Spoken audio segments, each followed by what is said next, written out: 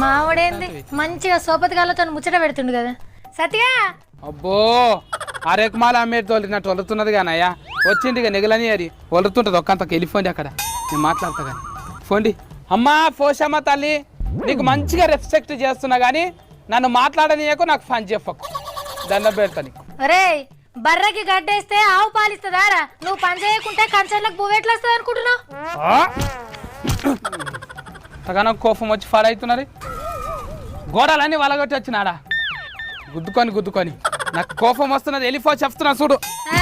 ఎలుగడ్డ పొట్టేం కాదు, నీ కోపం వస్తే ఏం చేస్తావురా?